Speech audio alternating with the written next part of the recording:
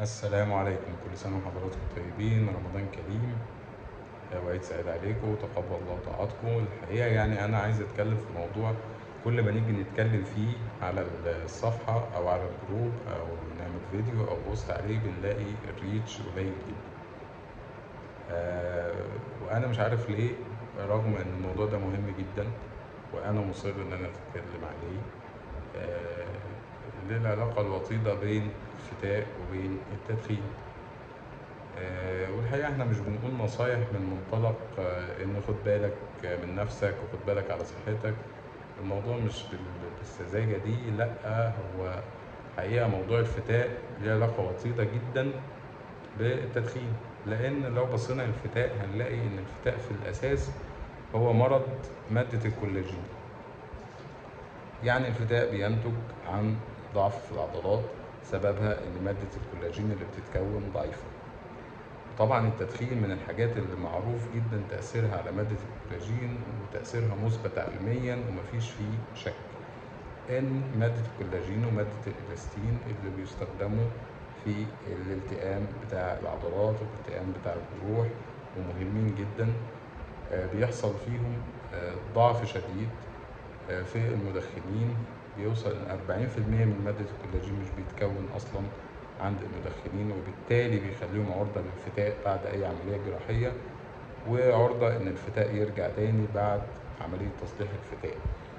ولذلك هنلاقي ان في مراكز كتير على مستوى العالم المتخصصين في جراحة الفتاء بيلجأوا ان هم يعملوا نسبة نيكوتين في الدم لجميع المرضى قبل دخول العمليات كجزء من البروتوكول بتاع المراكز دي، لان الموضوع ده مهم جدا وان هو مش موضوع عابر، لا، ده هم لازم يتاكدوا ان الشخص ده مش بيدخن، وان كان بيدخن انه يكون وقف التدخين لمده لا تقل عن 4 أسابيع قبل العمليه. وان اتضح ان نسبه النيكوتين لسه عاليه، معناها ان الشخص ده لا، ما وقفش التدخين، وان هو بيتكلم بيقول كده وخلاص عشان يعمل عمليه، وبالتالي العمليه مش بتتم غير وهم متاكدين تماما ان الشخص موقف التدخين. وأنا بقول ده عشان أوضح مدى تأثير التدخين على نسبة رجوع الفتاء بعد العملية والمشاكل اللي ممكن يعملها. والدليل على إن موضوع الكولاجين ده مهم، إن هنلاقي إن الفتاء لو جينا حاولنا نصلحه مهما كان حجمه صغير، حاولنا نصلحه بدون استخدام شبكات، ناخد الفتاء السري كمثال، يعني حتى لو حجمه 1 سنتي، لو حاولنا نصلحه من غير شبكة في العادة الفتاء بيرجع تاني، لأن زي ما قلنا إن ده مشكلة في مادة الكولاجين اللي فيها عامل وراثي، واللي بيضعف الموضوع أكتر وبيزود عليه هو التدخين. والحقيقة يعني إن قصة التدخين قصة شائكة. يعني إحنا لو جينا على أرض الواقع، كام في المية من الناس ممكن نقول له وقف التدخين عشان الفتاء ما يرجعش فيروح هو موقف التدخين؟ الحقيقة النسبة لا، مش عالية. ناس كتير ما بيبقاش عندها المقدرة ولا العزيمة إن هي توقف التدخين، وهم معذورين، لأن النيكوتين ده مادة ساحرة بتعلي المزاج جدا وبتحسن المود.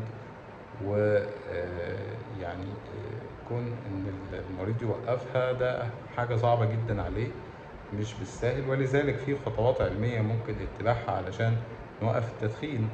في بعض الأدوية وبعض المواد اللي بنستخدمها اللي بتساعدنا على ان احنا نوقف التدخين. الأدوية دي عادة بيوصفها أطباء الإدمان، واللي هم هنا داخل مصر يعني أطباء الإدمان هو فرع من فروع الصحة النفسية. ولذلك احنا بنقول مش عيب أبدا إن حضرتك تروح لطبيب إدمان يدي لحضرتك أدوية تساعد على إنك توقف التدخين. مش كده بس، ده كمان بيحط لك برنامج، لأن الإدمان بيمر بمراحل كتير للتعافي منه، والتدخين هو في نسبة كبيرة من الناس هو إدمان.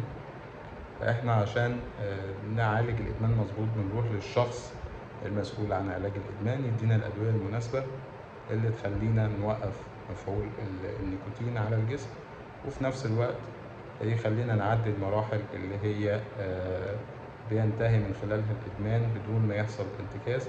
وبكده الموضوع بينتهي بشكل علمي وبنقدر نعمل عملية والأمور بتبقى كويسة. لكن قصة إن إحنا نوقف التدخين قبل العملية مباشرة دي لا أنصح بها أبدا. يعني في ناس بتيجي قبل العملية بيومين 3 ويروح موقف التدخين، وده بيؤدي لمشاكل تنفسية حادة في خلال فترة العملية، لأن بعد العملية المريض بيحتاج إن هو ينام فترات طويلة.